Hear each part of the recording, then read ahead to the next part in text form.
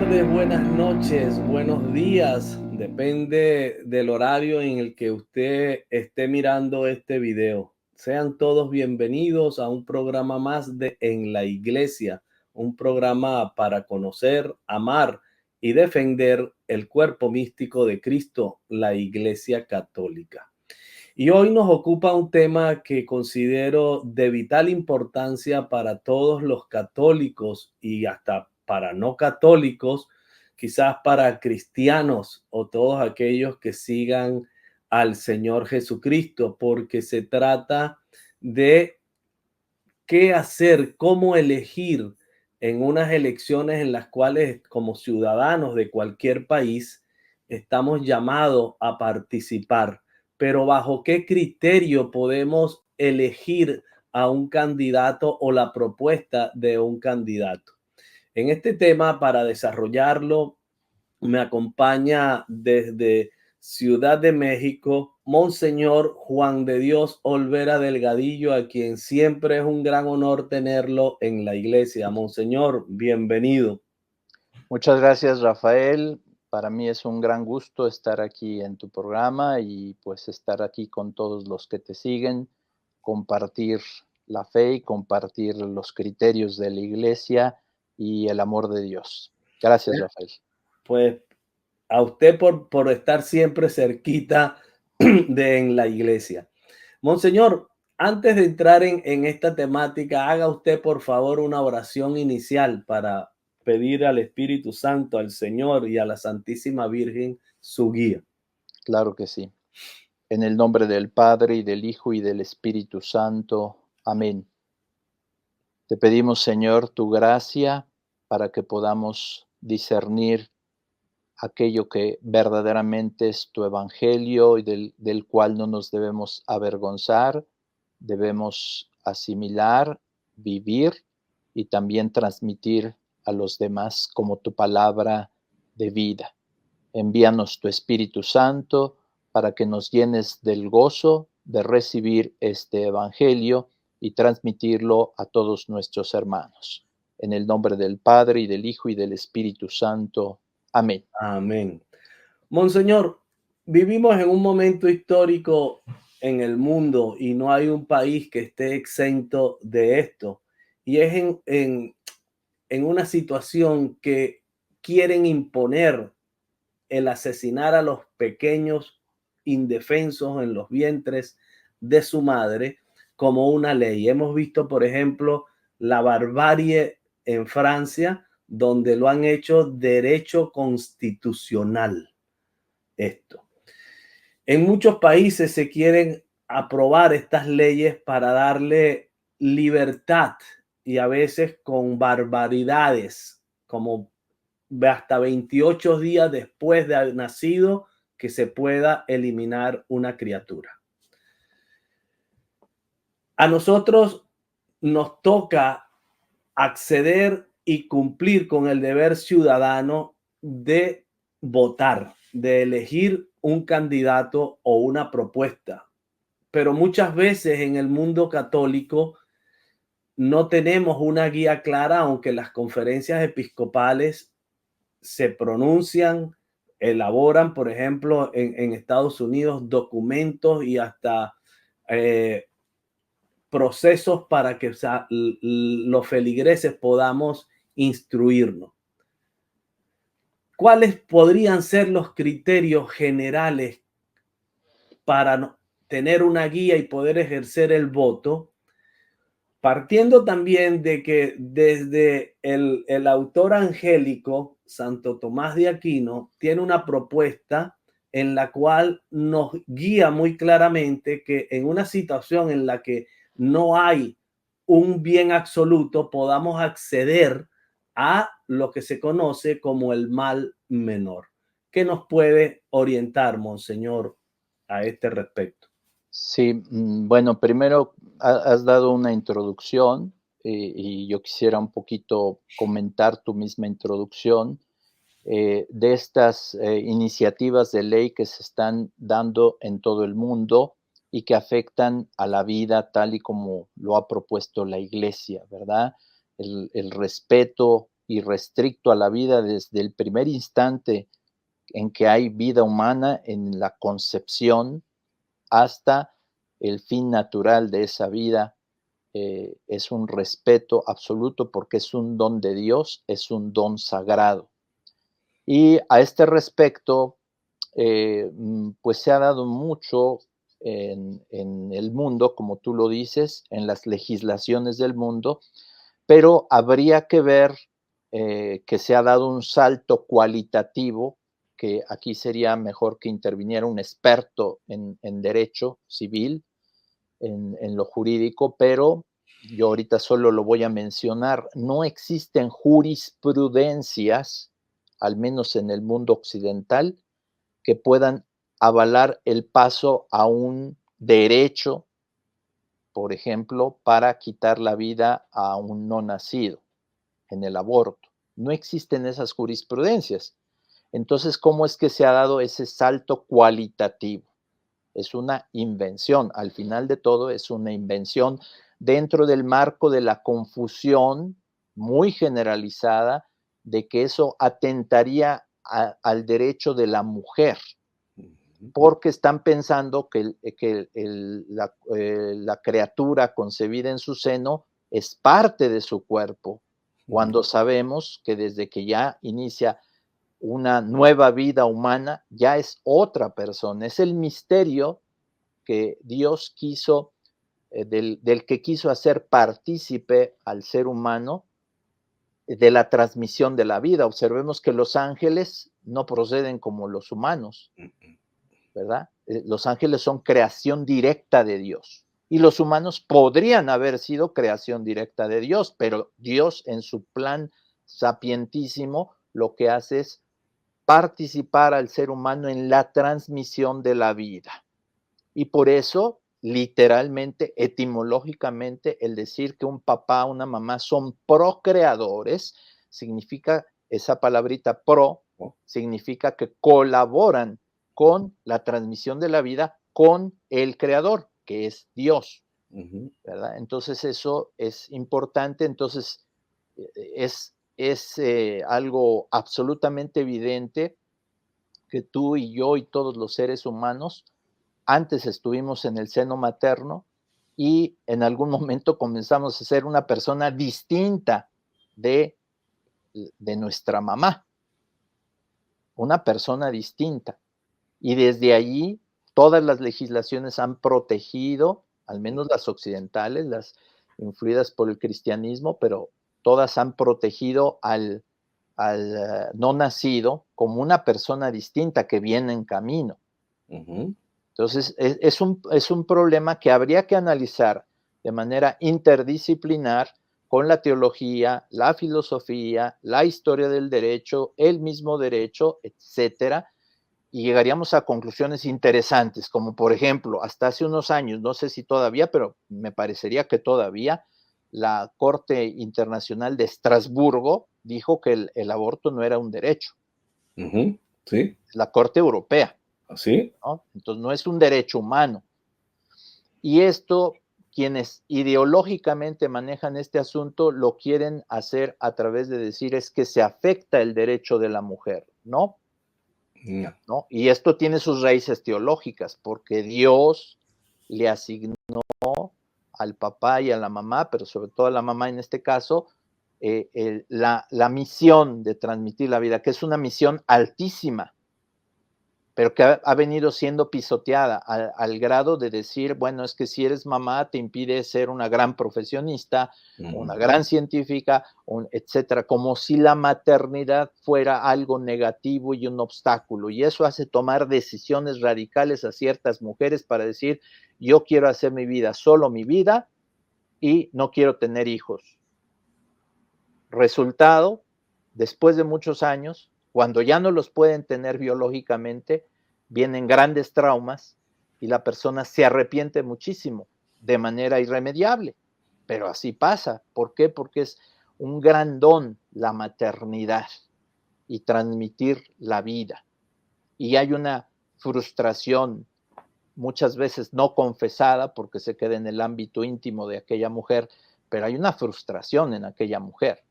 Claro. Y dígase lo mismo, todas las mujeres que abortan, está comprobado psicológicamente, tienen grandes secuelas y un complejo de culpa que es real porque eliminó a su propio hijo, le impidió llegar a la vida y que no se quita Ujú. con nada, excepto con una cosa, con el perdón de Cristo, que es el único que te asegura que eso ha quedado borrado. Ujú. Pero si tú recurres a una terapia psicológica, psiquiatría y a todo lo que quieras, ideologías, eso no se quita, eso permanece allí. Y de momento hay un negacionismo, no, a mí no me afecta, pero esto está comprobado, ¿eh? Pasan muchísimos años y sigue habiendo una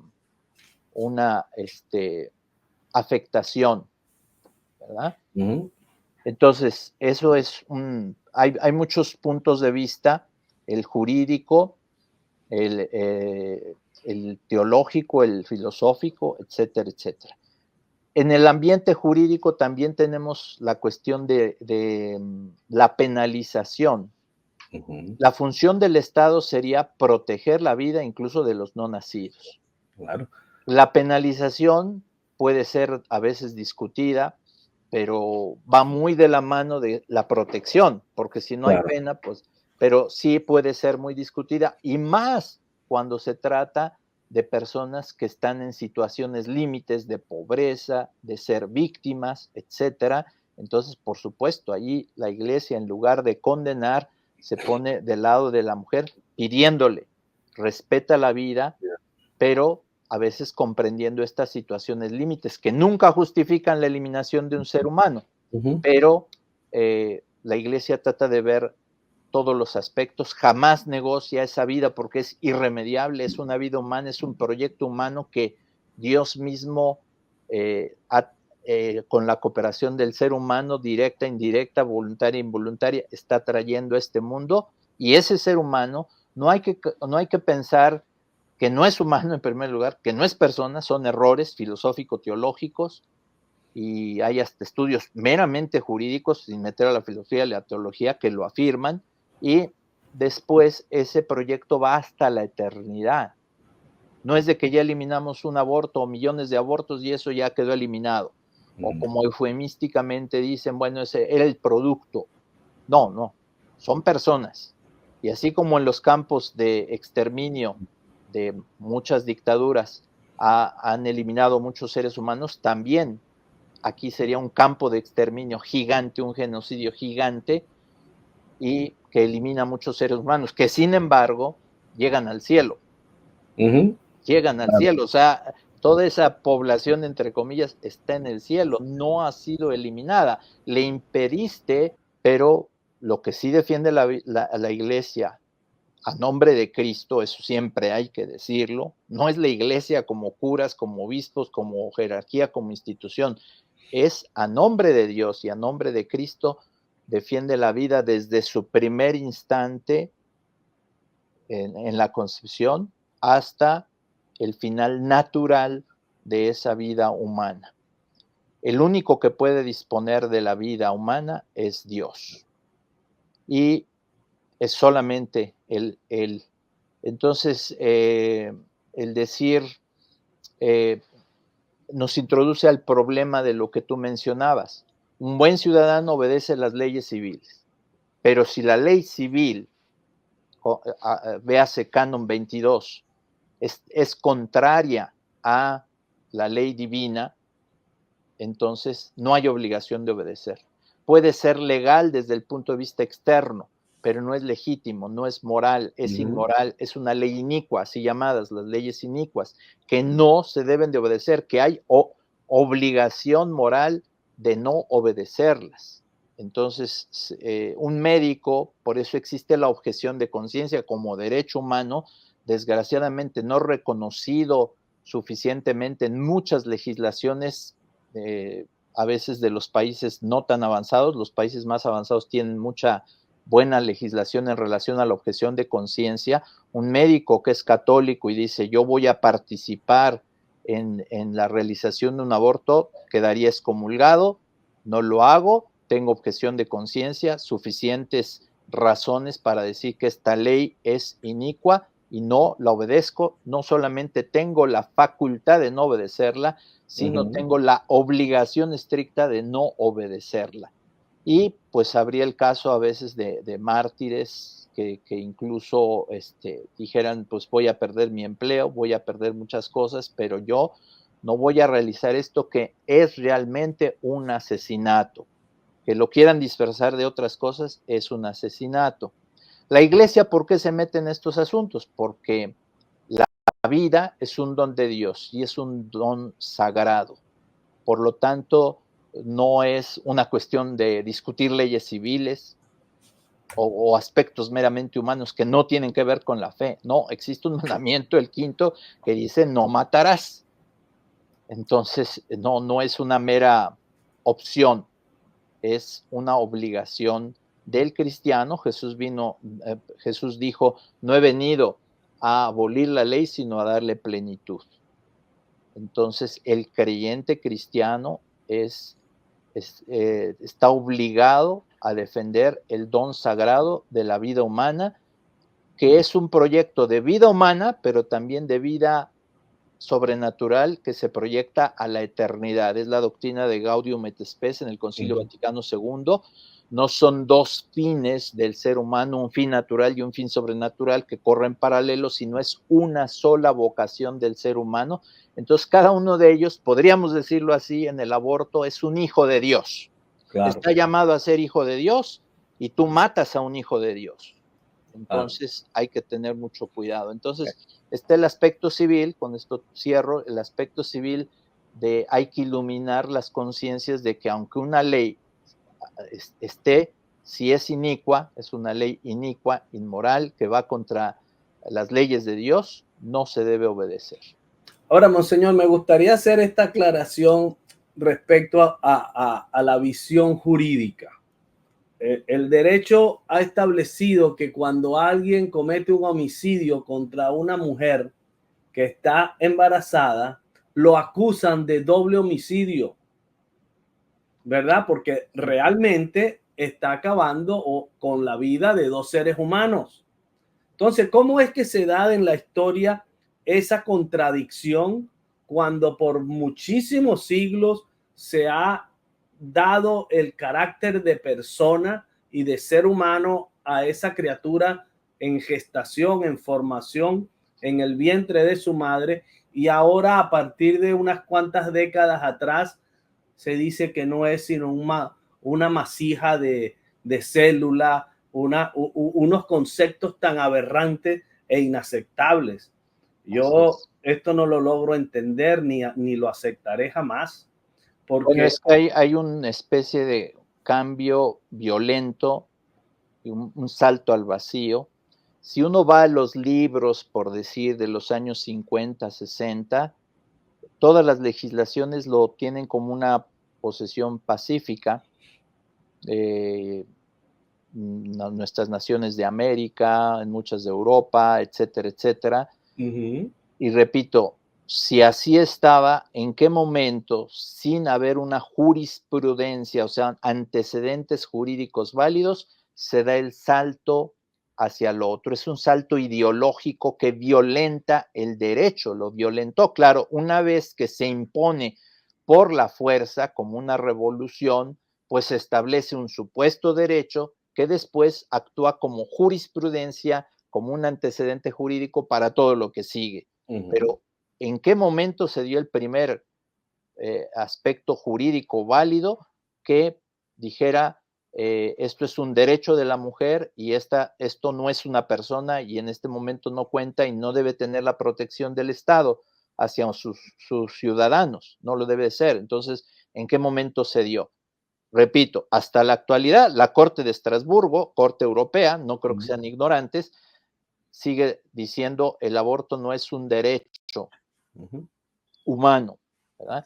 Y está el gran debate en grandísimos juristas, etcétera, etcétera. Y la Iglesia, que tiene 2000 años y que ha transmitido también un bagaje de derecho, porque hay que recordar que muchos derechos se basan en el derecho romano, no todos, ¿verdad? También está la línea anglosajona del derecho, pero los principios vienen de allí y la Iglesia ha mantenido el principio de que eso es una abominación, es un pecado abominable, es una mala acción y a nivel jurídico y civil, pues es una obligación del Estado proteger a sus ciudadanos que ya comienzan a existir.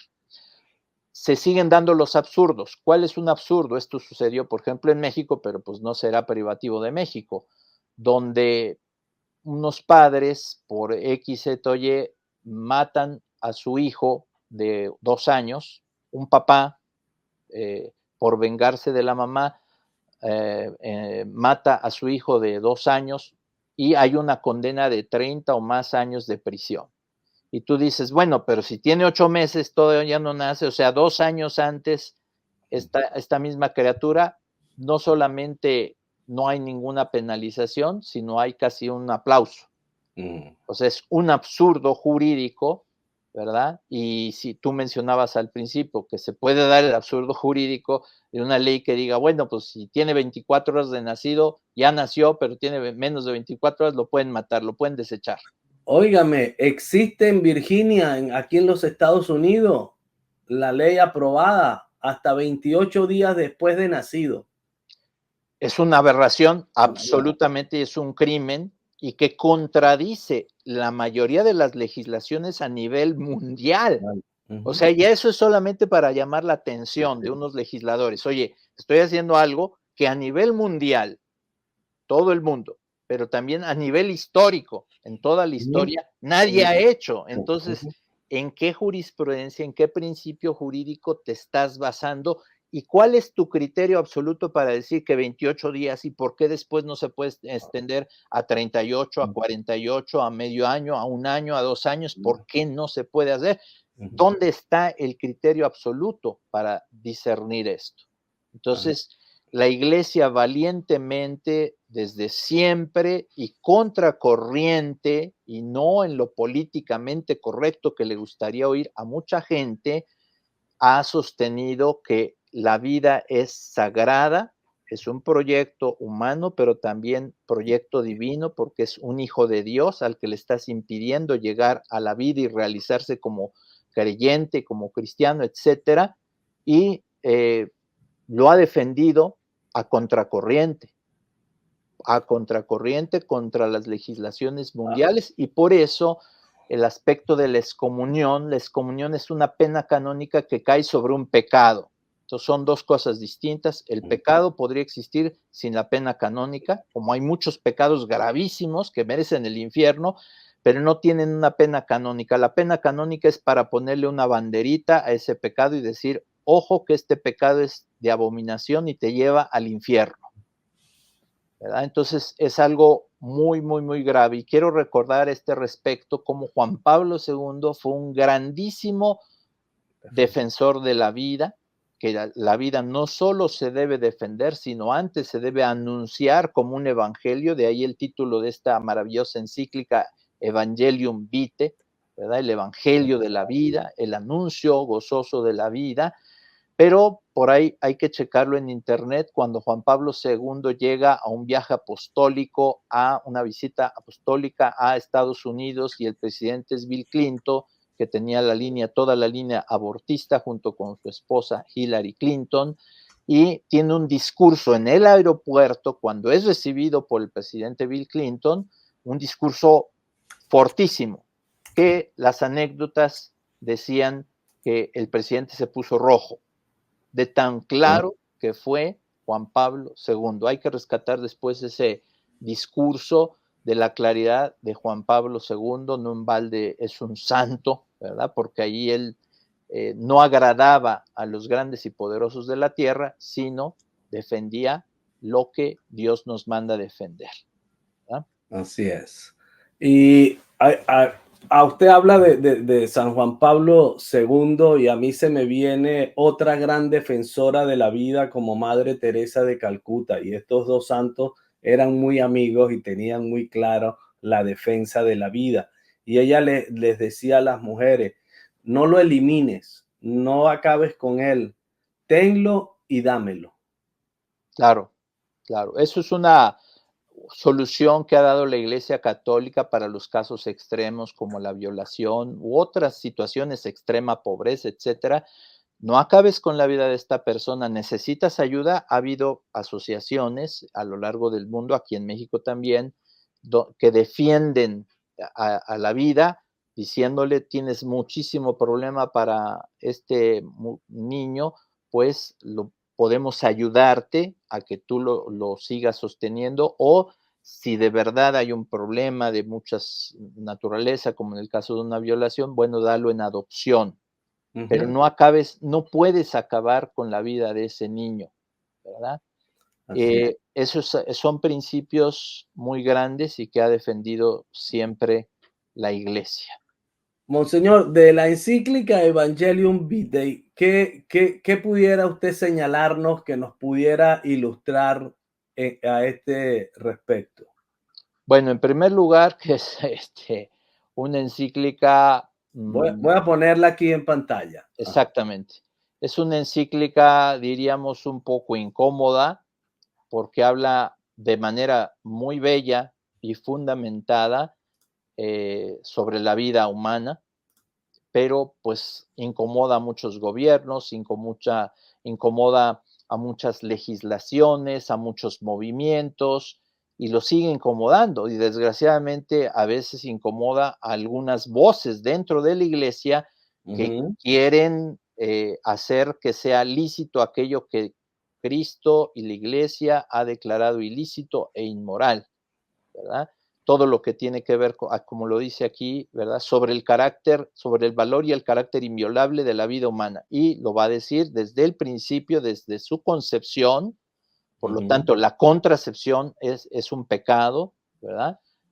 La anticoncepción es un pecado, hasta el fin natural de la vida, que significa no a la eutanasia, y obviamente todo lo que pasa ahí en medio, ¿verdad?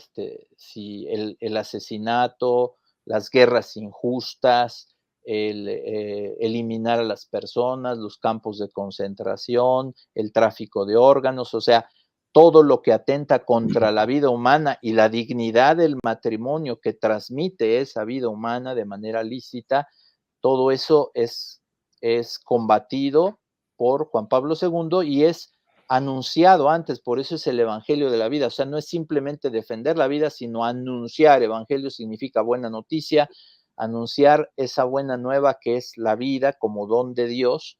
Y Juan Pablo II, en este documento que no hay que olvidar, es un parteaguas, tiene un momento muy importante. Eso hay que checarlo. Si podemos, Rafael, en otro programa le dedicamos al hablar técnicamente de lo que es la profesión de fe, qué grado de magisterio está implicado aquí en esta encíclica de Evangelium Vitae. Y allí mismo hay un texto donde el Papa dice: esto ha sido una doctrina, la defensa de la vida y el Ajá. anuncio de la vida, sostenida por todos mis predecesores, por todo el magisterio de la Iglesia, por la Sagrada Escritura, por los padres de la Iglesia y por todos, de tal manera que forma parte del bagaje doctrinal esencial de la Iglesia. Entonces, eso es algo tan importante para que lo tengamos en cuenta y lo expliquemos quizá en otro momento, porque tiene diversos tecnicismos que casi caería como un dogma de la vida. Pero Ok. eso lo tenemos que explicar técnicamente en un próximo programa, pero a ese grado lleva Evangelium Vitae que el Papa lo proclama, por decirlo así, a perpetuidad, como un Ok. dogma, a Ok. perpetuidad. O sea, esto es intocable, no es Ya. de que hoy, bueno, en el 95, antes del 2000, se enseñaba esto, y ahora después de casi 30 años, entonces se enseña otra cosa, hay otras precisiones, como esto de decir que en la concepción hay vida humana, pero persona todavía no Ah, sabemos. O sea, mm. Sí, estas, sí, sí. estas cuestiones y otras que puede haber, eh, no proceden, y hay que acudir al criterio y a la intención magisterial de enseñanza de Juan Pablo II. O sea, no está haciendo un discurso, una meditación en voz alta, no una homilía, está dando contundentemente una doctrina a perpetuidad para la iglesia. Lo dejamos pendiente Pues ahora que lo tratemos el tomo, aspecto de la fe. lo tomo y lo pongo con el carácter de compromiso. Tenemos un Perfecto, perfecto. compromiso con la audiencia. Muy bien. Monseñor, Bien. fíjense, aquí en el estado de la Florida, yo estoy en Miami. Vamos a tener elecciones ahora el próximo 4 de noviembre, presidenciales, pero también van a haber la elección de senadores y de muchos puestos políticos. Pero hay unas propuestas para modificar la constitución del estado y las constituciones de los condados, que serían los municipios en algunas otras partes del mundo. Y hay una propuesta aquí en Florida, porque cuando se eliminó la ley de Wave and Roe and Wade en el gobierno de Donald Trump, pues Donald Trump lo que promete es que cada estado decida hacer una verdadera, asume realmente lo que es la descentralización y la federalización, que cada estado decida qué van a hacer con el aborto. Pues aquí se va a decidir si el aborto se le quita todo límite, toda restricción y se deja a que cualquiera prácticamente pueda proponer dentro de lo que es el servicio de salud que se ejecute un aborto y que los padres y las madres de las menores de edad no tengan ni siquiera que enterarse, entre otras cosas. Pero a esto le ha salido al frente Monseñor Thomas Wensky, el arzobispo de la Arquidiócesis de Miami, y esto es lo que nos dice. La enmienda 4 de la Florida es una propuesta extrema que legalizaría el aborto hasta el momento del nacimiento, prohibiría todas las restricciones al aborto antes de su viabilidad, eliminaría el consentimiento parental y crearía una excepción amplia que cualquier proveedor de atención médica podría aprovechar para permitir el aborto hasta el parto.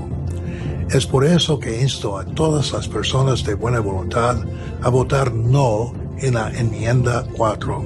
Que Dios bendiga y proteja a todas las madres y sus bebés, y dé a todos los votantes la sabiduría de tomar la decisión correcta, votando no en la enmienda 4.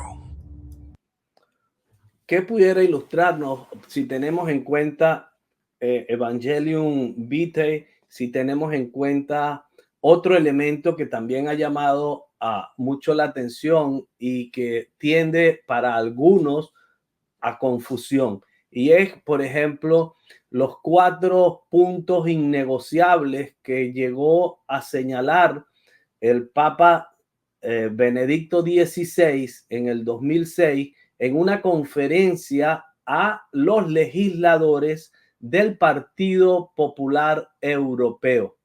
Y el texto, para muchos, por ejemplo, el padre Rabasi lo cita y otras personas, como que no se puede opcionar o no tenemos la opción de ir por el mal menor si uno de estos 4 puntos que señaló Benedicto XVI como innegociable no tenemos salida.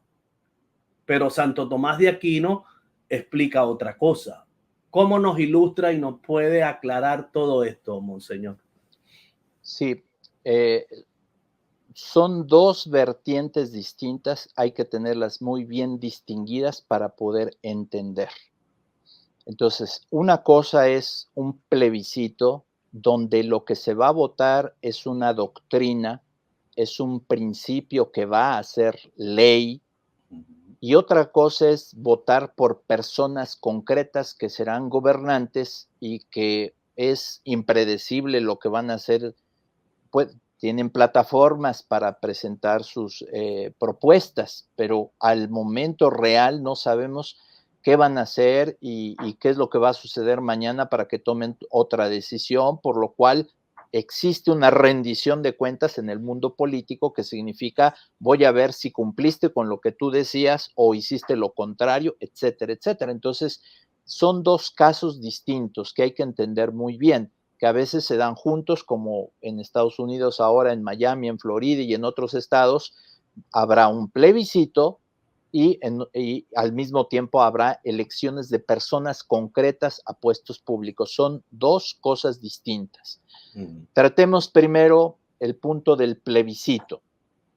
En el punto del plebiscito, sé que aproximadamente unos 10 estados en Estados Unidos van a tener un plebiscito al respecto. Pero como ahorita lo estás centrando tú en el aspecto de Florida y en otros estados, pero el aspecto del aborto, votar una ley que es más permisiva, que ampliaría el aborto o el supuesto derecho del aborto o la intervención del Estado para destinar fondos para el aborto hasta el momento del nacimiento. No importa que le falten 3 días al niño para nacer, ya puede ser eliminado. Eso sería, entiendo yo, tú me corriges, votar por el sí, por eso el arzobispo de Miami nos exhorta a votar por el no, oponernos a esa ley más permisiva del aborto. ¿Por qué? Porque estás votando algo que es muy puntual, un tema que es el aborto. Tú estás diciendo que haya una ley más permisiva. O bien estás diciendo con tu no, estás diciendo no, yo quiero que siga restringida esta ley. Eso es algo, decía el arzobispo Thomas Wensky, decía, yo los insto, los exhorto a que den la respuesta correcta, que sería el no. Pero hay que recordar que desde el punto de vista católico no es una mera exhortación o sugerencia, es una absoluta obligación. No solo en Estados Unidos, en cualquier parte del mundo, para un católico, si se le pregunta acerca de una ley que va a promover el aborto, tiene obligación estricta de decir que no, al grado que si por esa acción de cooperación con el mal se llegara a realizar un solo aborto, esa persona quedaría excomulgada. Déjeme, monseñor, hacer aquí una pausa para que podamos digerir esto de manera total.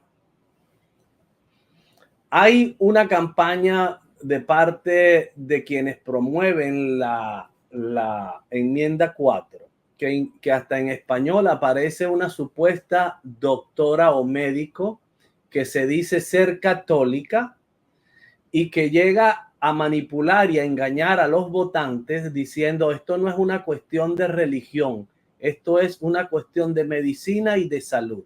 Pero ¿cómo puede ser algo de salud cuando le estás quitando la vida a un ser? Yo soy ginecobstetra y practico hace 30 años. Como médico y como católica, mi deber y mi juramento es proteger a los pacientes. Ahora se prohíbe el aborto mucho antes de que la mayoría de las mujeres sepan que están embarazadas. La prohibición de la Florida no me deja proveerle el cuidado a tiempo a mis pacientes. La enmienda 4 no es cuestión de religión, es cuestión de salud médica. Creo en mi fe personal, también creo en la enmienda 4. Por lo tanto, voy a votar sí en la enmienda 4. Entonces, yo lo que quiero es hacerle la advertencia a nuestros seguidores, a los que vean este video. Pero explíquenos más detalladamente si yo voto por el sí para que esta ley se apruebe, estoy cargando mi alma prácticamente en una sentencia al infierno. Si no hay arrepentimiento, sí. Okay. Es un pecado grave y mortal. Porque desde el punto de vista católico, no le es lícito a ningún católico en el planeta, bueno, en todo el mundo, en ninguna nación, le es lícito votar una ley que va a promover el aborto, una ley que va a ser permisiva, incluso aborto total, libremente, sin restricciones. No es lícito. Es absoluto ese principio. Por eso yo citaba el derecho canónico. El derecho canónico dice, si alguien procura el aborto y este aborto se llega a realizar, cae en excomunión automática llamada late sentencia. Y diríamos, la doctrina canónica, jurídica, para decir que quedas excomulgado es primero que tengas conciencia de que existe esa ley y esa excomunión. Obviamente hay personas que dicen es un pecado gravísimo el aborto, pero yo no tenía idea de la excomunión, entonces jurídicamente de momento no le cae esa excomunión, pero el pecado gravísimo está y es suficiente para que te vayas al infierno. Y pues, quitarle la vida a un ser humano, está el mandamiento, no matarás, ¿verdad? Bien. Y otra condición es que se realice el aborto. Si alguien tuvo una intención pero no la realizó, entonces no quede excomulgado, aunque pueda ser un pecado gravísimo también, ¿verdad? Tuve toda la intención pero no me dejaron, bueno, pues entonces un pecado gravísimo también. Y también el que sea determinante para que se realice un aborto. Es decir, cuando tú haces una ley, pues facilitas para que millones realicen el aborto. Basta uno solo para que quedes excomulgado. Uno solo, ¿verdad? Okay. Entonces, no es lícito, no es posible que un católico pueda votar así. Yo decía, existen voces en la iglesia que confunden y que hay que aclarar bien y que hay que citar el magisterio. No es la opinión de Juan de Dios Olvera, no. Hay que citar el magisterio, lo vamos a hacer en este momento. Evangelium Vitae número 73, donde dice, en el caso pues de una ley intrínsecamente injusta, como es la que admite el aborto o la eutanasia, nunca, hay que subrayar, nunca es lícito someterse a ella. Y lo que viene es lo interesante, ni participar en una campaña de opinión a favor de una ley semejante, ¿se entiende? No exactamente, no participar a favor, ni darle el sufragio del propio voto. Eso es el plebiscito. No es lícito nunca. Aquí hay que agregar, repito, si se dan las condiciones, quedas excomulgado. El pecado es de tal naturaleza que es pecado mortal. El pecado es de tal naturaleza que si no te arrepientes de ese pecado es suficiente para ir al infierno. Y abrimos un breve paréntesis, el infierno existe. Si me preguntaran a mí, oiga, ¿a usted le gustaría que no existiera? Pues humanamente, como soy débil, les diría, sí, yo quisiera que no existiera, pero yo no soy Dios. No depende de ninguno de nosotros. Exactamente.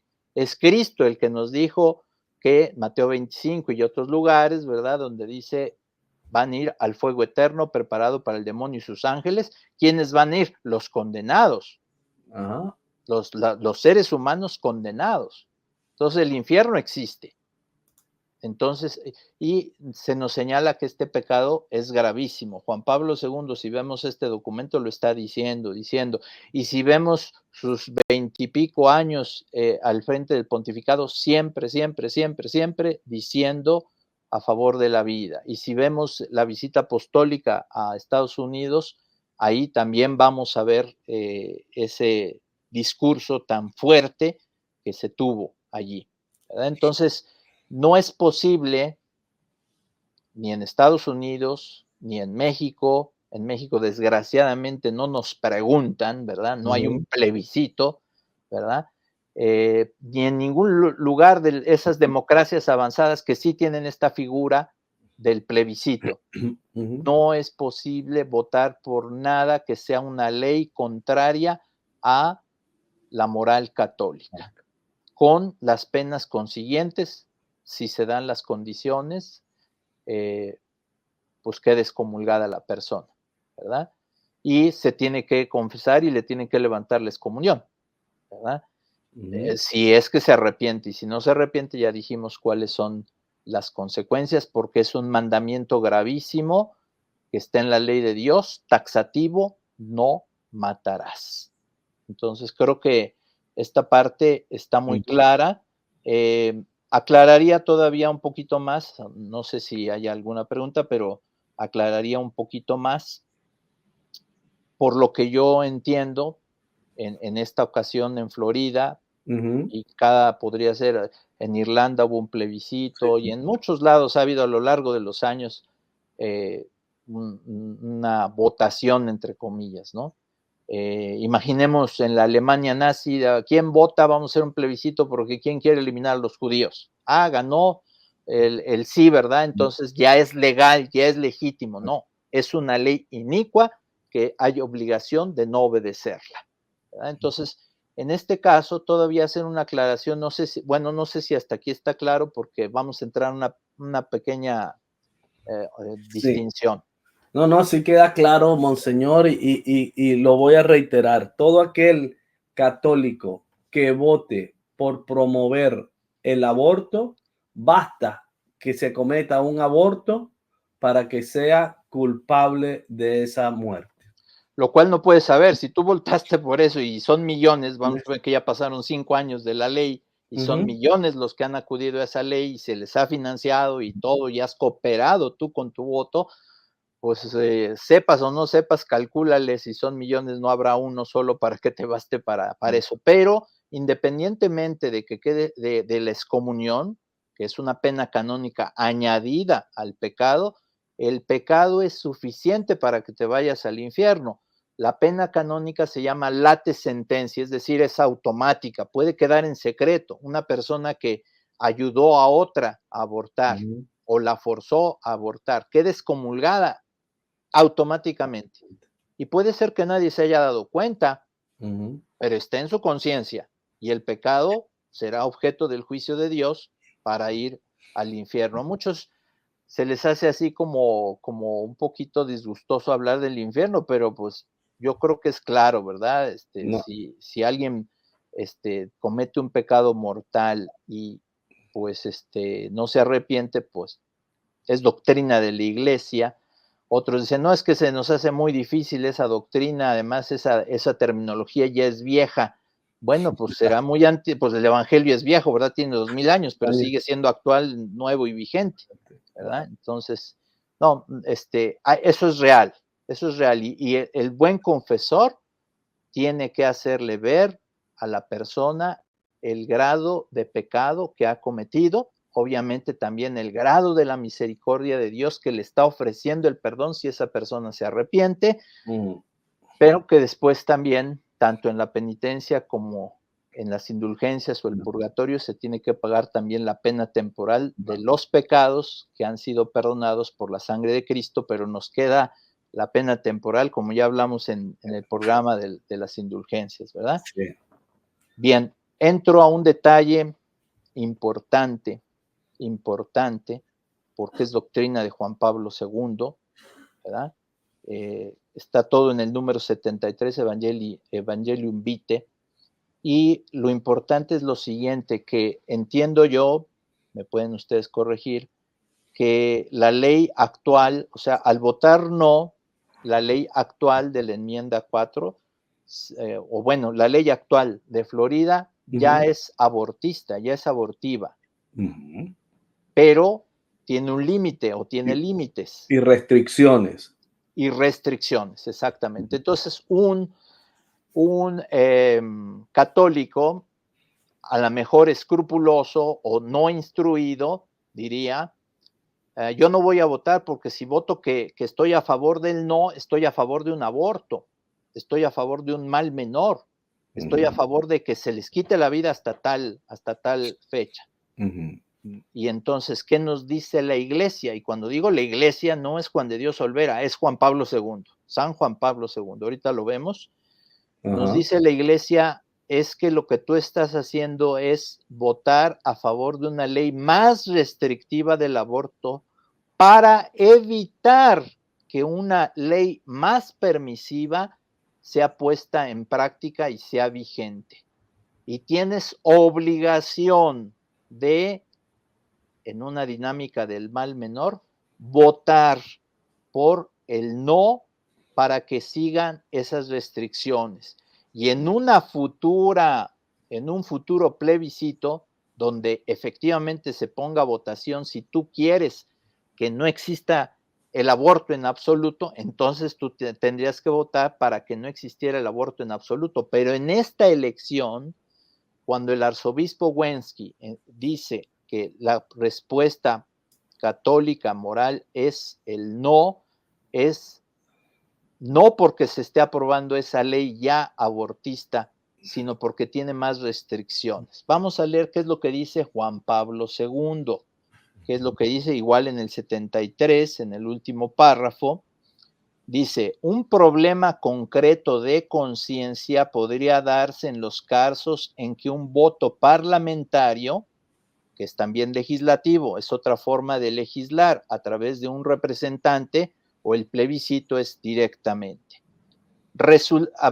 Dice, en los casos en que un voto parlamentario resultase determinante para favorecer una ley más restrictiva, es decir, dirigida a restringir el número de abortos autorizados, como alternativa a otra ley más permisiva ya en vigor o en fase de votación, y dice, no son raros semejantes casos. Florida ya nos lo está presentando para el próximo noviembre 5. En efecto, se constata el dato de que mientras en algunas partes del mundo continúan las campañas para la introducción de leyes a favor del aborto, apoyadas no pocas veces por poderosos organismos internacionales, en otras naciones, particularmente aquellas que ya han tenido la experiencia de esas legislaciones permisivas, van apareciendo señales de revisión. Es decir, hace muchos años optamos por el aborto total y nos estamos dando cuenta que ha sido negativo para el Estado, para la economía y para todo, ¿verdad? Porque ya nos estamos quedando hasta sin habitantes y sin ciudadanos, ¿verdad? Pero desde el punto de vista de la Iglesia, pues has eliminado a muchas personas. Y dice Juan Pablo II, en el caso expuesto, cuando no sea posible evitar o abrogar completamente una ley abortista, un parlamentario, o podríamos decir un votante en el plebiscito, que va a tener el mismo efecto legislativo, cuya absoluta oposición personal al aborto sea clara y notoria a todos, puede lícitamente ofrecer su apoyo a propuestas encaminadas a limitar los daños de esa ley y disminuir así los efectos negativos en el ámbito de la cultura y de la moralidad pública. En efecto, obrando de este modo, no se presta una colaboración ilícita a una ley injusta, por aquellos que dicen es que el mal menor es, de todas maneras, es obrar mal. No, no es cierto. Antes bien, se realiza un intento legítimo y obligado de limitar sus aspectos inicuos. Entonces, quiere decir que la persona que vota correctamente, como dijo el señor arzobispo Wensky, dice no para que no sea una ley más permisiva, pero no está diciendo sí estoy de acuerdo con la ley que ya existe. Al contrario, tendría que venir una ley que aboliera absolutamente el aborto. Entonces el Papa nos dice a los católicos, tú tienes obligación bajo pecado mortal de no votar por una ley más permisiva. Y al mismo tiempo, tienes que dejar en claro que tu postura como católico es absolutamente a favor de la vida, que no al decir, digo no, estoy de acuerdo con lo que ya hay, sino en el futuro habría que modificarlo. No sé si sirve un poco esta distinción en la doctrina de Juan Pablo II.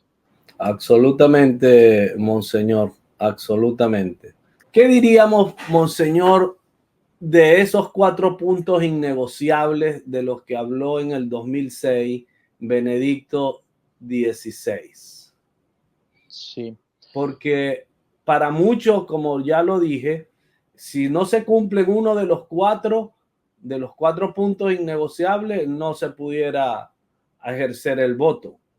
Pero no ejercer el voto es dar cancha abierta y acceso total a leyes inicuas. Sí, bueno, decíamos antes que había que hacer una distinción muy clara entre lo que es un plebiscito, donde el objeto de tu voto es una ley, cuyo objeto está muy determinado, muy determinado, y que ya lo hemos examinado ahora aquí, y otra cosa es los criterios que la Iglesia da para la votación, para elección de personas concretas.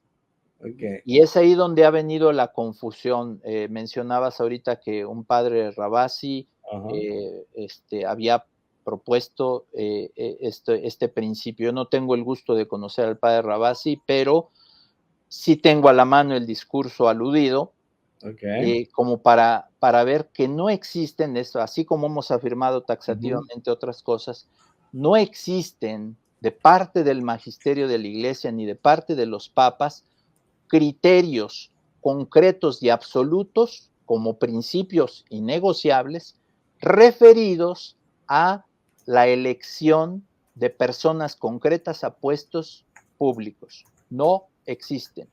No hay ningún papa y ni hay un documento que digan ustedes cuando vayan a votar de una persona tienen aquí una checklist, ¿verdad? Una serie de condiciones para decir, a ver, este señor es así, palomita, este señor, llenó todos los requisitos, puedo votar por él. No los llenó, le faltó uno, imposible votar por él, porque entonces no votarías por nadie, ¿verdad? Y vámonos directamente a los textos aludidos de estos supuestos 4 principios no negociables, aplicables, repito, no existen, existen principios innegociables, pero no aplicables, no están diciendo estos se deben, no hay un papa, un magisterio que digan se debe aplicar en el momento de la elección para que tú digas esta persona llena estos requisitos o esta persona no. Hay razones muy importantes que yo diría. Una de ellas es que las personas, los políticos, a veces te dicen voy a hacer esto y esto y esto y esto, y cuando llegan al poder hacen lo contrario. Entonces una persona en conciencia puede decir yo creo que esta persona me está mintiendo y que está queriendo ganar mi voto, pero después no lo va a hacer. Estoy convencido, yo voto en contra de esa persona. La Iglesia no te lo prohíbe porque es un discernimiento en conciencia. ¿Qué es lo que tú piensas que es mejor para este cargo? Pongamos el cargo de presidente porque es muy claro, ¿verdad? Para el bien de mi nación, ¿qué es mejor? ¿Esto o esto? No hay candidatos perfectos, también es otro principio de la Iglesia que dice que ningún partido y ningún candidato puede nunca arrogarse la representación de la Iglesia Católica, mucho menos arrogarse la representación de la Virgen Santísima, ¿verdad? Es decir, este candidato lo eligió perfectamente la Virgen, eso es doctrina de la Iglesia que no se puede hacer, ¿verdad?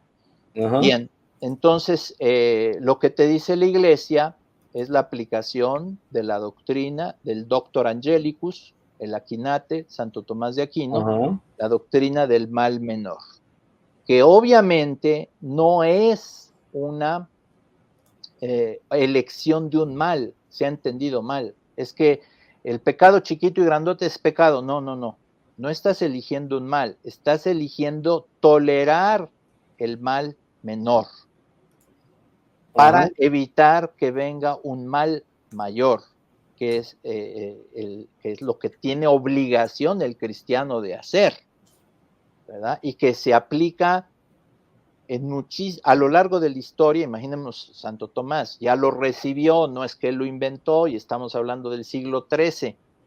Imaginemos cuántos cientos de años y miles tiene miles, o sea, más de 1000, este principio del mal menor, aplicable a todo y principalmente a las opciones morales internas de tu conciencia.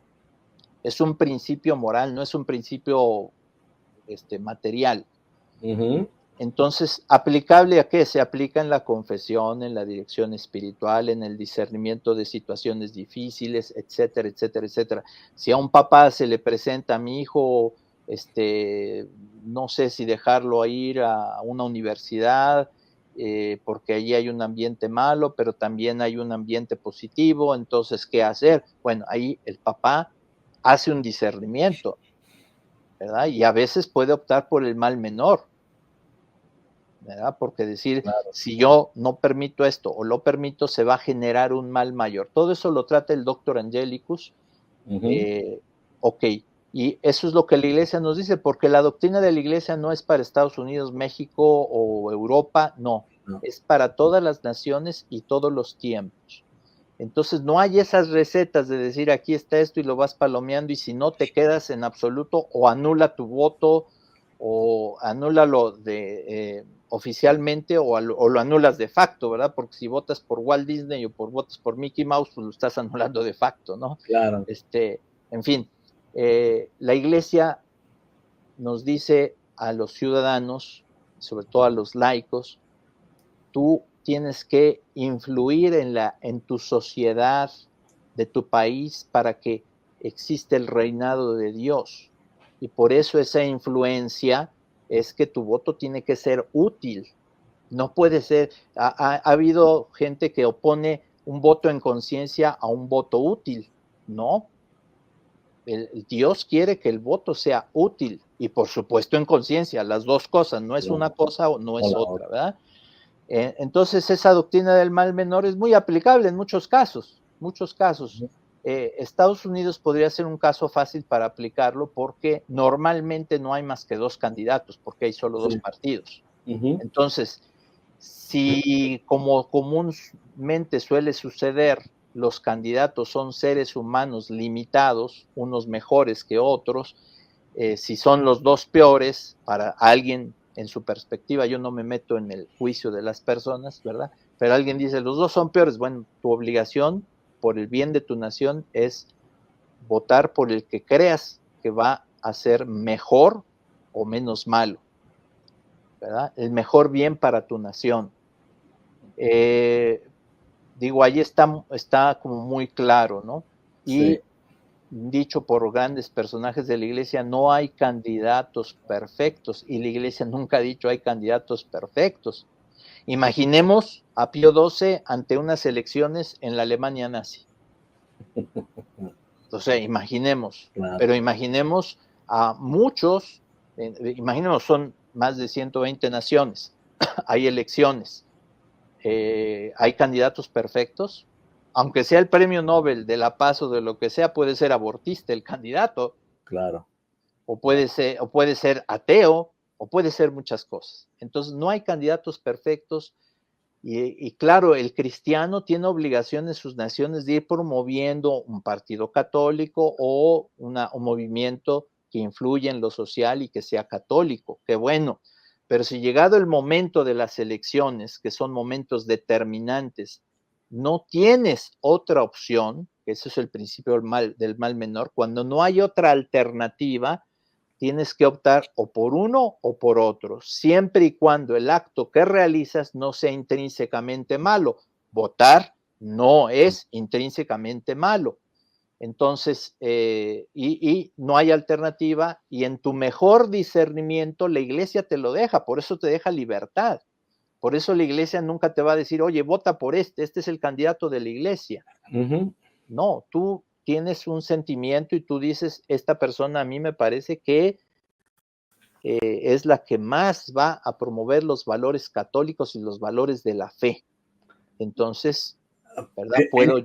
Sí. En ese sentido, Monseñor, yo voy a tomar las palabras del Papa Francisco, que hace poco menos o quizás máximo un mes habló de las elecciones en Estados Unidos y exhortaba a los católicos estadounidenses a que votaran en defensa de la vida y en contra del aborto.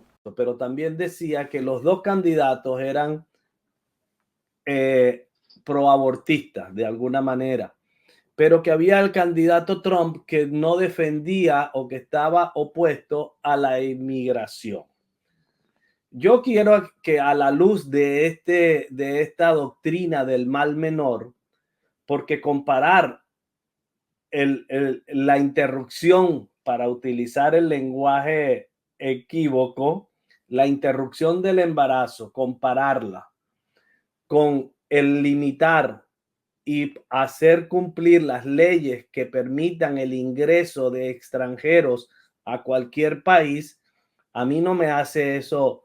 No veo que estemos comparando manzanas con manzanas. Cuando yo no dejo a una persona entrar a un país, no le estoy quitando la vida. Le estoy exhortando a que entre por los canales regulares siguiendo la normativa jurídica establecida para tal fin. Sí. Entonces, no nos dejemos confundir con las cosas.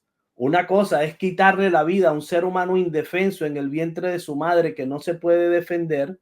Otra cosa es decirle a una persona mayor, adulta, que se puede defender, que sabe trabajar, que puede buscar trabajo o que puede venir a buscar trabajo, pero cumpliendo lo que establece la ley. Sí. Bueno, hay que decir nuevamente que esto es objeto de discernimiento de cada ciudadano para decir cuál va a ser, valorando lo que tú acabas de decir. No es lo mismo esto que esto, ¿verdad? Si dicen, no, bueno, este señor va a proponer el aborto irrestricto y este señor nos va a subir el impuesto, pues digo, las dos cosas pueden perjudicar, pero tú dices, bueno, de que eliminen a muchos seres humanos a que alguien pueda padecer mayores impuestos, pues no hay comparación. Por eso es una valoración ética y moral la que tiene que hacer el católico y decir cuál es el que se aproxima más realmente, de facto, no de palabra, porque las campañas se dicen muchas cosas, no, pero de facto el que va a facilitar más el reinado de Cristo. ¿Cuál o es un mal menor? O sea, ambos no son perfectos. Recordemos, una elección no es un proceso de canonización. Claro. ¿Verdad? Entonces, ambos no son perfectos y son cambiables y todo. Por eso la iglesia no te dice es esto o aquello, como en el caso sí del plebiscito. Te dice claramente tú no puedes hacer esto. Son dos casos distintos. Entonces, allí yo puedo dar mi opinión, pero yo creo que es un discernimiento de todos los católicos a la luz de la fe, a la luz de una conciencia bien formada, para decir cuál es, no cuál me conviene. Ojo, mi voto no debe ser a mi conveniencia, sino a la conveniencia de la nación y buscando el reino de Dios. Puede ser que mi voto me desfavorezca a mí en lo personal. Digamos, si yo tengo unos negocios y sé que tal candidato me va a favorecer, pero es un candidato que va a ir contra las leyes de Dios, etcétera, etcétera. Si yo por conveniencia voto, estoy pecando. No, tengo que votar por lo que es el bien de los seres humanos y de los hijos de Dios y de la nación, y qué bueno que tienen ese bonito, ¿verdad? God bless America, ¿verdad? O sea, que Dios bendiga América. Qué bueno, o sea, desde la fe, hacer las cosas desde la fe. Ok, aunque unos sé que son protestantes, otros católicos, pero bueno, lo que queremos decir es que queremos el reinado de Cristo, la mayor gloria de Dios, y queremos que ese dicho de que Dios bendiga América no sea solamente un dicho. Una frase, sí, un eslogan. Y que ya en la práctica vivamos como auténticos ateos, descreídos o peor aún, anticristianos, anticristo. Eso sería peor, ¿verdad? Entonces, es un discernimiento y lo que Dios quiere es que tú con ese discernimiento ejerzas tu voto y pues pidas a Dios, hagas oración. O sea, la iglesia no te va a venir a decir, mira, es este o es este. No. ¿Verdad? Y ahorita vamos a ver esto de los principios, supuestos principios que hay, como checklist que no existen, ¿verdad?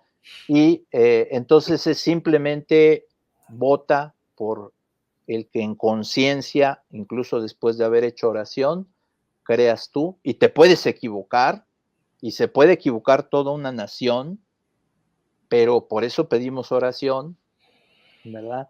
Y los errores suceden. O sea, alguien dice, yo voté por este candidato, se quiere reelegir, pero ya me di cuenta que fue un error, ahora no le doy el voto, puede cambiar, ¿verdad? Ya, ahora sí voté, ahora no voté, etcétera, etcétera, ¿verdad?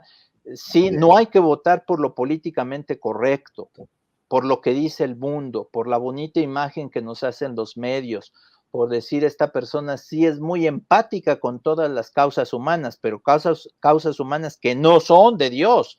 No puedo yo hacerlo así, aunque se vea muy bonito y las palabras sean muy bonitas, ¿verdad? Sí, o porque se ría mucho.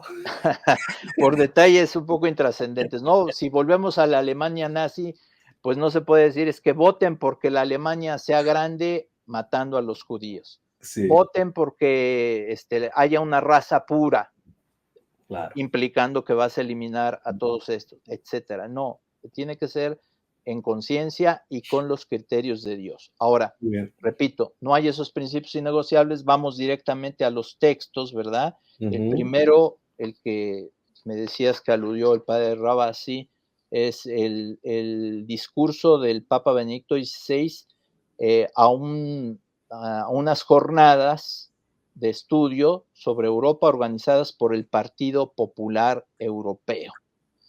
El discurso es tan chiquito, yo aconsejaría que lo leyeran, es del 30 de marzo del 2006, es tan chiquito que ni números tiene. Son 2 paginitas, ni números tiene. Vamos en la página segunda, dice, por lo que atañe a la Iglesia Católica, lo que pretende con sus intervenciones es la defensa y promoción de la dignidad de la persona. Por eso, presta conscientemente una atención particular a principios que no son negociables.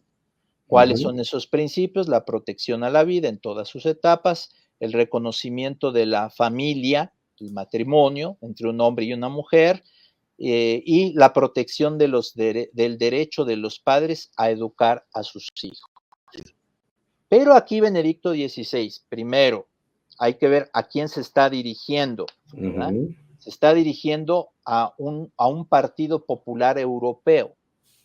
Ya, o sea, no se está dirigiendo a los fieles católicos para darles criterios. Eso hay que tomarlo en cuenta. ¿Y qué les está diciendo? Que la Iglesia está a favor de la mayor dignidad humana, es decir, está hablando en un lenguaje humano a personas que serán católicas, no católicas, ateos, seculares, etcétera, como es un partido popular no está definido católico. Entonces, dice, hay principios innegociables, o sea, aunque no creas tú, aunque seas ateo, aunque seas comunista, aunque seas lo que seas, sin embargo, hay principios en la dignidad humana que no son negociables, como cuáles, como los que siguen, ¿verdad? Y ojo, para reafirmar esta visión, después de enumerar el principio, protección a la vida, el matrimonio entre hombre y mujer, y el derecho a educar de los papás a sus hijos, dice, estos principios, ojo, lo dice Benedicto XVI, estos principios no son verdades de fe. Es decir, no les estoy ilustrando como un maestro en la fe y los estoy condenando a un pecado mortal porque ustedes ni creen. Si los estoy exhortando a que sean humanos, a una dignidad humana, es lo que nos hace comunes a todos, ¿verdad? Entonces dice, aunque reciban de la fe una nueva luz y confirmación, pero le está diciendo son principios humanos. Están inscritos en la misma naturaleza humana, ojo, y por tanto son comunes a toda la humanidad. Ese es el sentido del discurso, ¿verdad? Como si alguien se dirige al Partido Comunista Chino, al Partido Comunista Ruso, pues les dice, oigan, hay cosas que son de la dignidad humana, y ojo lo que sigue. La acción de la Iglesia en su promoción no es pues de carácter confesional, no estamos promoviendo con estos principios la fe de la Iglesia Católica, ni la fe cristiana, ni ninguna fe, ojo, ¿verdad? Sino que se dirige a todas las personas prescindiendo de su afiliación religiosa, ¿verdad? Entonces, eso es lo fundamental en este discurso, y en ningún momento dice Benedicto XVI en ningún momento dice, y estos principios, cuando ustedes vayan a las urnas, los fieles católicos, ustedes tienen que fijarse en que cada candidato tenga, no lo dice en ningún lado. Entonces, y yo pediría, y porque lo sostengo, que no hay una cosa similar en un papa o en el magisterio de la iglesia que se diga hay que votar por tal o tal persona, o que caes en excomunión, Claro. ¿verdad? Bueno, analicemos, bueno, si no hay una pregunta al respecto, es un análisis muy, muy rápido, es un discurso muy chiquito, es un discurso importante, pero es periférico, no es una encíclica, no es una enseñanza formal del magisterio, sino es una repercusión del mismo magisterio, ¿verdad? Es un reflejo del magisterio y dice estos principios no son negociables porque son de la dignidad humana, son de la misma dignidad humana. Bueno, muy bien. Bueno, ya es algo muy importante. Cuando decimos principios negociables, aquí aparecen 3, en otros lugares aparecen 4. Yo diría, oye, los verdaderos principios innegociables para un fiel católico es todo el credo. Ahí cuéntale los artículos. Ahí está. Todo el credo, toda la fe de la Iglesia Católica. Otra vez debemos ese programa, Rafael, para explicar la profesión de fe. Y toda la fe de la iglesia y toda la moral católica. Entonces, ¿cómo que son solo 3 principios innegociables y ya si les pusiste palomita ya se acabó el asunto? Y si la persona por la que votas es atea, porque ahí no dice que tenga que creer en Dios. Claro, no hace sentido.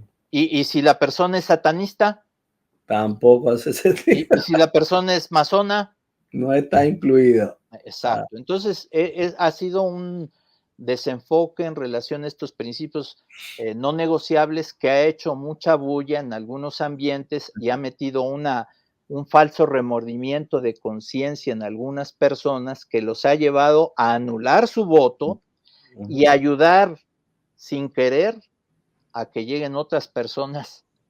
Dijimos en el mal menor, no llegó el mal menor, sino el mal mayor. Bueno, pues ahí está la ayuda que sin saber estamos prestando. Veamos el otro texto, que es Sacramentum Caritatis, número 83.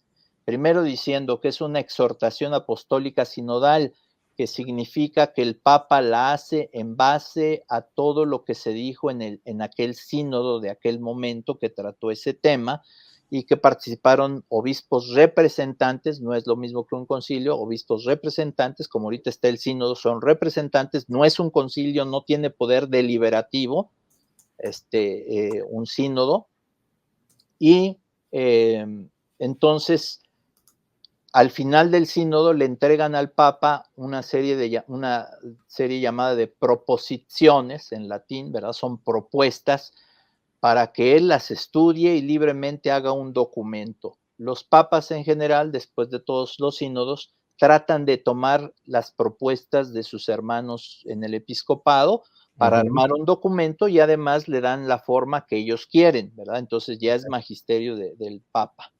Pero hay que tomar eso en cuenta y entonces se tratan en determinado tema. Aquí el objeto es el sacramento de la caridad, el sacramento de la Eucaristía.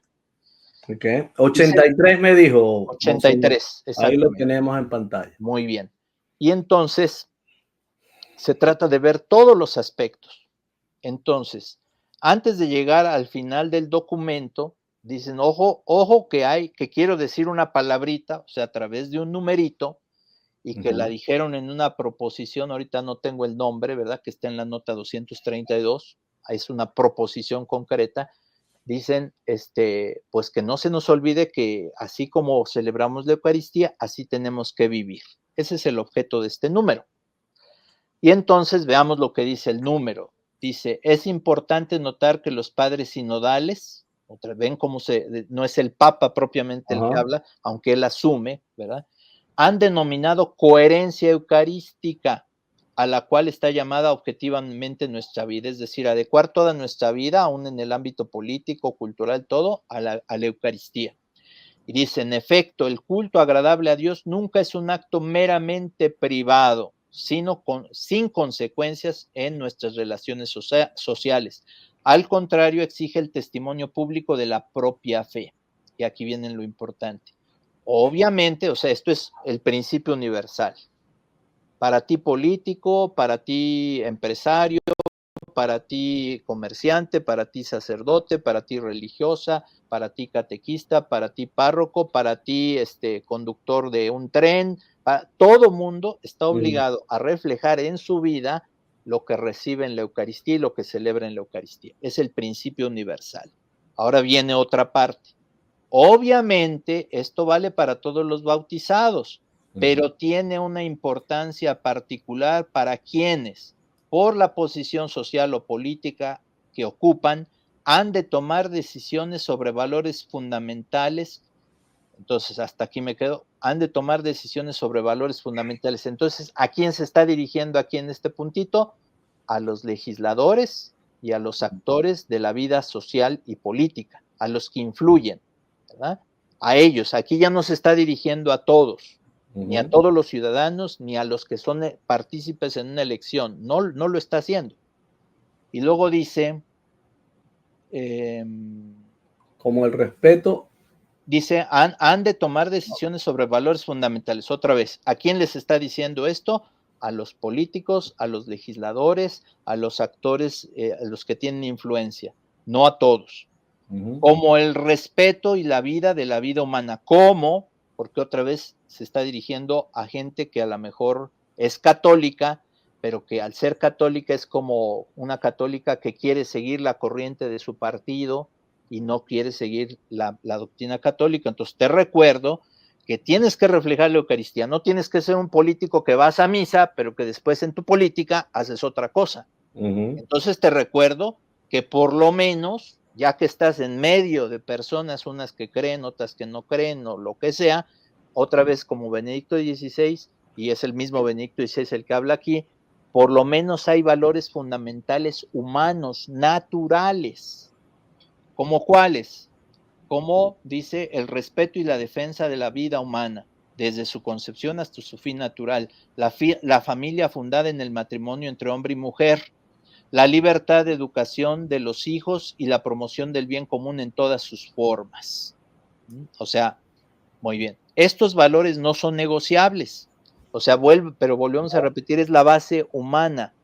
Porque le está diciendo al político, oye, tú estás allí con otros que no son ateos, otros serán masones, otros serán descreídos, otros serán, pero hay valores fundamentales, ¿verdad? Y no son negociables. O sea, para ti católico no son negociables. Entonces no le está diciendo, porque si no aquí alguien diría otra vez los palomeamos y ya.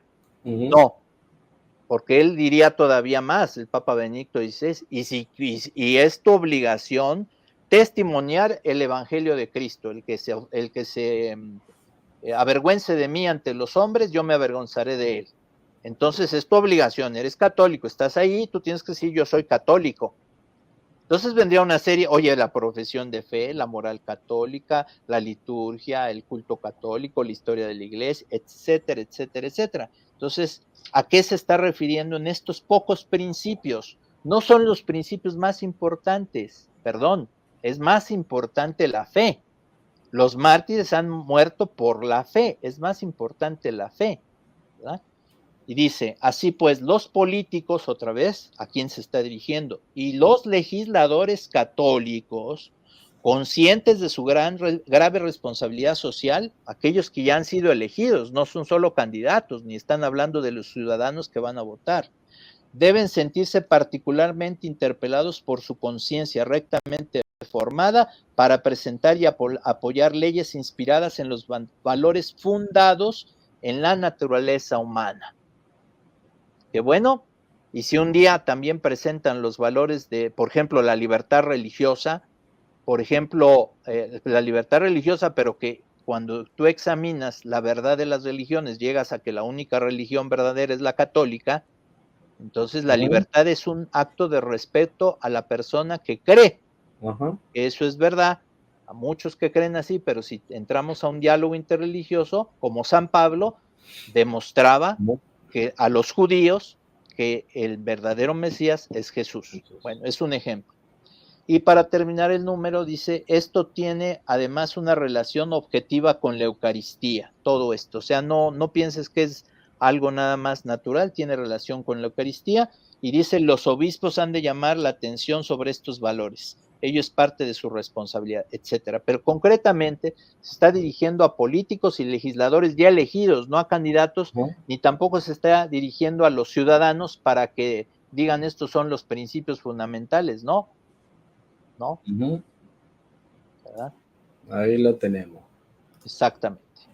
Pues, pero todavía quisiera ahondar, bueno, no sé si hay alguna cosa, ya nos alargamos, pero un poquito. No, adelante y concluya, Monseñor, sí, con lo que tiene a bien exponer. Sí, quisiera ahondar en esto en las elecciones de las personas. Sí está muy metido lo del mal menor. Está muy metido lo del mal menor. ¿Por qué? También con la enseñanza de Juan Pablo II. ¿Sí? Yo diría, ¿qué es más importante? ¿El voto de un parlamentario o el voto de un ciudadano? ¿Dónde le pone más atención la Iglesia? Son dos cosas distintas. El voto de un parlamentario vota una ley concreta cuyo objeto está bien definido.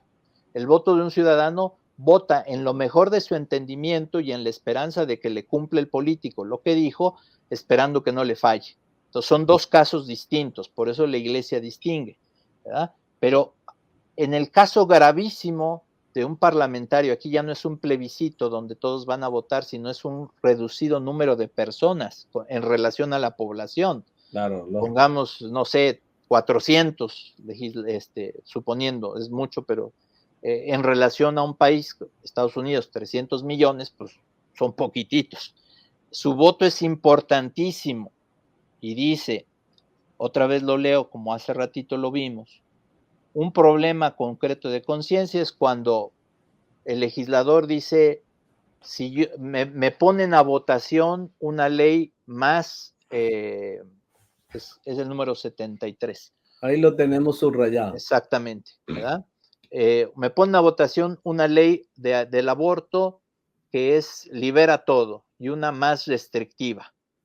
Entonces dice el Papa, fíjense bien, quitando el escrúpulo, porque alguien diría, yo no voto por ninguna de las dos porque son aborto y entonces estoy mal.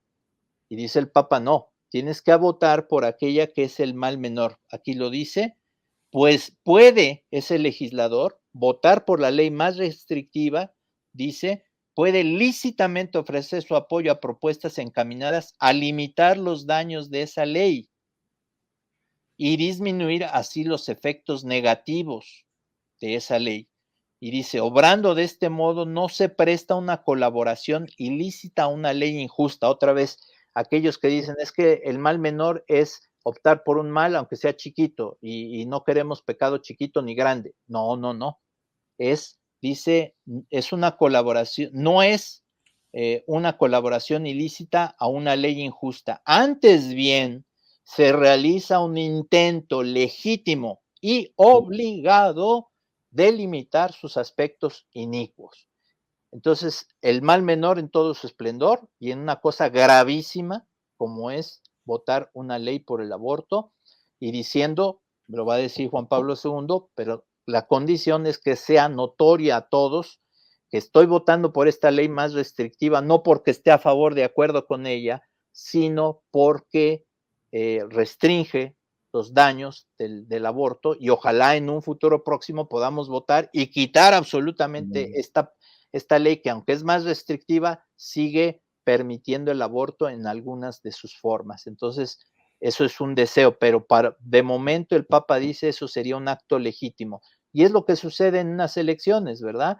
Los escenarios pueden ser muy diversos. Hoy tienen ustedes a 2 candidatos allá, pero dentro de 4 años serán otros, y dentro de 8 otros, y hace 4 y hace 8 eran otros, y corresponde al católico valorar cuál es el mejor, o si considera que los dos son defectuosos, cuál es el mal menor, porque ciertamente si anula su voto, contribuye al mal mayor.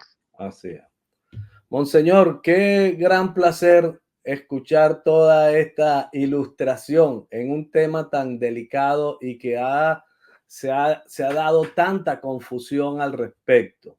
Y creo que en este programa su explicación nos ha dado una luz clara y distinta, como decía aquel famoso filósofo. Pues, si quiere hacer un pequeño resumen y cerramos, o si no, nos despedimos. Sí, sí.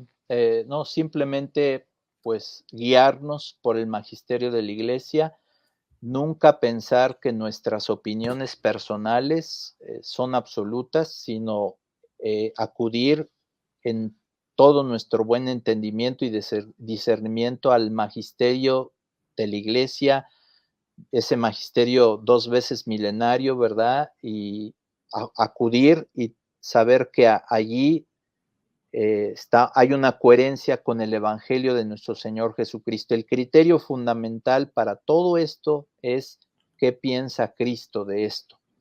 Y Cristo envió a su iglesia y hay un magisterio de toda la vida. De tomar los criterios en base, no a mi opinión, no a la opinión de aquella persona, sino a la opinión de lo que la iglesia nos dice y pues hacer un discernimiento para tomar la mejor decisión. Y pues alabar mucho el valor de Juan Pablo II para anunciar ese evangelio de la vida y darnos criterios muy concretos que nos sirven para todas las circunstancias de la vida, nos ilustran, nos dan esos criterios. Entonces, simplemente tenemos ahí la garantía de un santo papa, San Juan Pablo II, en una encíclica, que es un valor, un documento doctrinal del máximo valor y que ha quedado para la perenidad, para siempre. Entonces, nuestro principio es Cristo y nos guiamos por esta doctrina de siempre, de Cristo y de la Iglesia. Muy bien. Monseñor Juan de Dios Olvera Delgadillo, muchísimas gracias por su cercanía, por su tiempo, por su conocimiento y por esa manera clara, diáfana y sencilla de hacernos entender las complicaciones que armamos nosotros con todos estos zafarranchos. Muchísimas gracias, Monseñor, y tenemos 2 programas pendientes. Claro, Como claro. compromiso, ¿ok? Su bendición final ¿Cómo no? y nos despedimos. ¿Cómo no? La bendición de Dios Todopoderoso, Padre, Hijo y Espíritu Santo, descienda sobre cada uno de nosotros y permanezca para siempre, y que la Virgencita de Guadalupe siempre nos asista y nos haga buenos hijos de Dios. Amén. Amén. Pues mis queridos hermanos, esto ha sido En la Iglesia, un programa para conocer, amar y defender el cuerpo místico de Cristo, la Iglesia Católica. Esta noche o esta tarde, hoy, con Monseñor Juan de Dios Olvera Delgadillo y este tema tan crítico. Mal menor o mal mayor, 4 principios innegociables y cómo asumir el derecho al voto desde la doctrina y desde los valores cristianos y de la Iglesia, pero sobre todo desde las enseñanzas de Cristo. Hasta una próxima oportunidad y, Monseñor, nuevamente muchas gracias. Dios le guarde. Con gusto, Rafael.